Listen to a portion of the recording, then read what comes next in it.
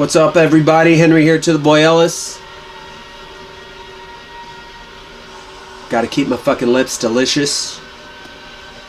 Got the Burt's Bees Vanilla Bean. I got the generic LaCroix. And because I gotta keep it classy, got it in the coffee cup. I know it's been a while since I made a video. I just can't get motivated to do this. Every time I fucking think about like doing this and like sitting alone in a room filled with records, talking to a camera. You know what? I'm gonna leave it up to the professional YouTubers. I'm curious, do you guys ever get tired of like seeing your face? Where is it? This face. So yeah, for my reintro comeback video, if you will, I thought that it would be a good idea to talk about some records that I enjoyed last year. I don't want to hear any fucking shit. I don't want you guys to give me any shit about this because here's the thing. These records will be enjoyed for years to come. Alright? I didn't have to like make a video at fucking like 11:45 December 31st. You know, I didn't have to get it out there, get it out into the universe. It must exist before the year 2018. I don't even know what the fuck kind of thinking that is. You know, as if like people don't have real lives. They're not going to go out and fucking actually celebrate the new year. In doing this, I have a 3-part criteria that I created for myself. These are not rules for you. This is me and my thing. And I think that this has helped me refine my list. Number 1, very important. You must own all the albums on your best of list. You must own some kind of tangible format, whether it's 8-track or cassette, vinyl, CD, whatever. Like, support the label, support the band, support the people involved in making the art that you like. I think that's very important. And if you aren't doing that, you're doing it fucking wrong. You're doing it all wrong. Stop! I just have a lot of feelings about it. I do. Number 2, I think that some people are drinking the Kool-Aid. I think that some people, they're jumping on the train. You know, I think there's a hype machine. I think that they're feeding the machine in some way, meaning that maybe their lists aren't 100% sincere. You know, I think I most definitely saw a lot of like best of lists where people are like, you can tell that they were like reading some hipster blog, vlog, website review kind of fucking thing.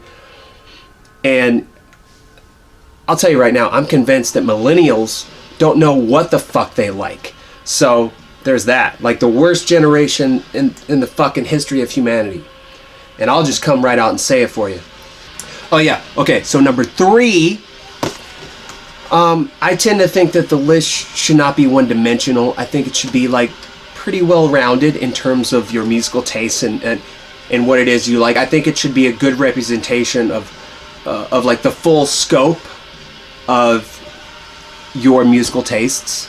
I'm all over the place. I mean, I will say my musical tastes are bipolar at best. Number 10, we have Big Wreck Grey Street on the Warner Music Canada label. Of course, you guessed it, this is a Canadian rock band. No one gives a shit about this band, unfortunately. They've been around 20 years. They did break up for a spell, and then they got back together.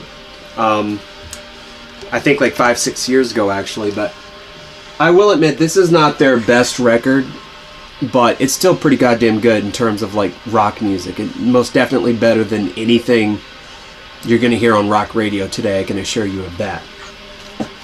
Double LP.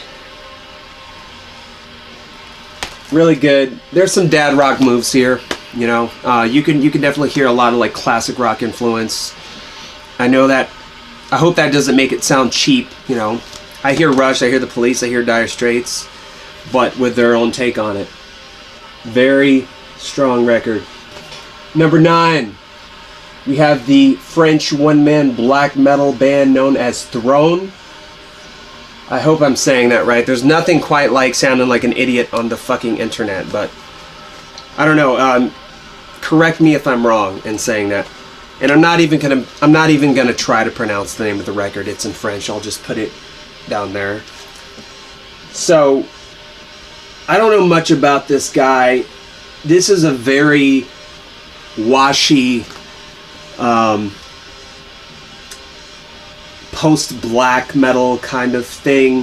Very atmospheric, elements of doom. Like, yeah, I don't know, post-rock-ish. You know, it's almost like if you put like Burzum and My Bloody Valentine together in a room with Boyd Rice. I don't know. Like, it's kind of hard to define, which is one of the things that I like about it. And yeah, like I said, I don't know much about this guy, but I think I read that he was like a graphic designer and he's done some stuff for Oliver and a couple other bands, but very nice gatefold here. Number 8, we have XIXI, self-titled album on Relapse. And this is the limited edition gray color, or silver, I should say. This band is led by saxophonist Colin Stetson, who actually put out another really good record last year that I enjoy. And this band's kind of like I don't know, another band that's really hard to describe, but like avant-garde jazz, like experimental progressive rock band. Very noisy at times, very atmospheric. Hands down one of the best releases last year, and I put this on recently. Really do enjoy it. Endon with Through the Mirror. This band really surprised me. I got to see this band open for Boris. How often is it that you get to see an opening band just completely blow your fucking mind? It happened. I was there. This band, Japanese noise, rock, grindcore, death metal, power electronics. This band kind of sounds like Merzbow meets Mr. Bungle meets Converge. They are a fucking powerhouse, this band. And I feel like you guys have been sleeping on this. I know you have. I haven't heard anyone talk about this band. Number 6, we have Three Worlds, music from Woolf Works on the Deutsche Grammophon label. I gotta come right out and say it. I think Max Richter is one of the most brilliant modern day classical composers. I enjoy most all of his work. This has got to be one of the greatest fucking things I've ever heard from him. This, of course, is influenced by the life and times and work of English author Virginia Woolf. And it's fucking devastating, man. This is some heart-wrenching stuff. This is her suicide note there. This is just fucking gorgeous. This is beautiful. You guys have to fucking hear this. Great stuff. Number 5, we have Alan Vega's Swan Song. This is his last full-length record. It. Everyone slept on this record. No one really gives a shit, unfortunately.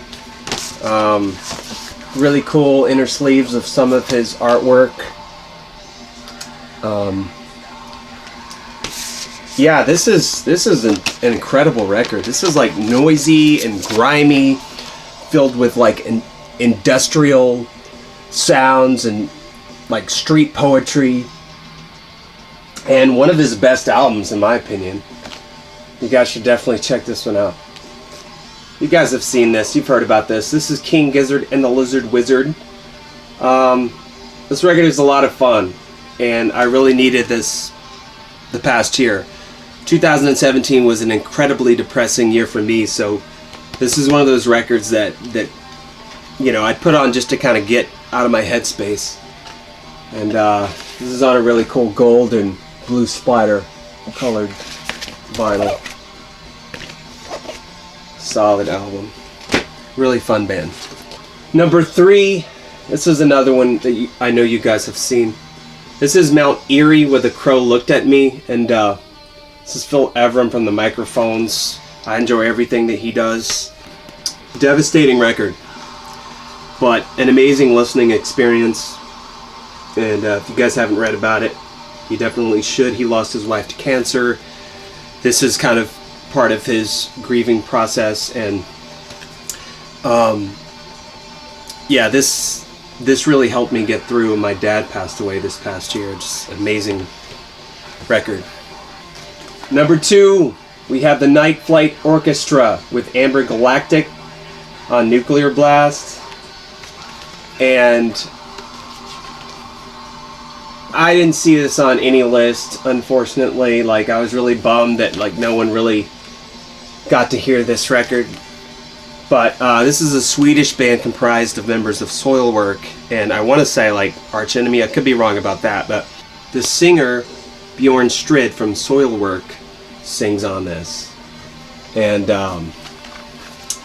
it's just a really fun album, man. This is like a throwback to like 70s hard rock, you know, radio rock of the era, but also like it kind of like, I also like hear like these cheesy like 80s, early 90s like montage songs. Kind of, some of the songs kind of remind me like the music from Kickboxer, which is fucking rad.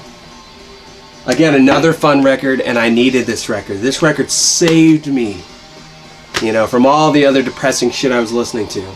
You guys have to check this out, man. Supreme musicianship, just absolutely fucking stellar. Number 1, we have Rodney Crowell with Close Ties on the New West label.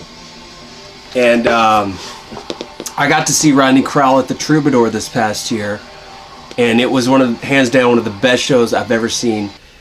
He's from that like 70s Heartworn Highways kind of era of Texas songwriters, and this album I think has some of his strongest material, with songs like It Ain't Over Yet, I Don't Care Anymore.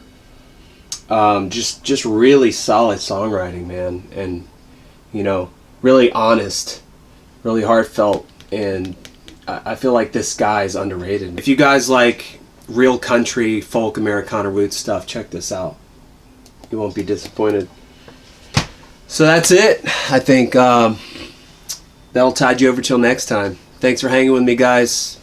Cheers.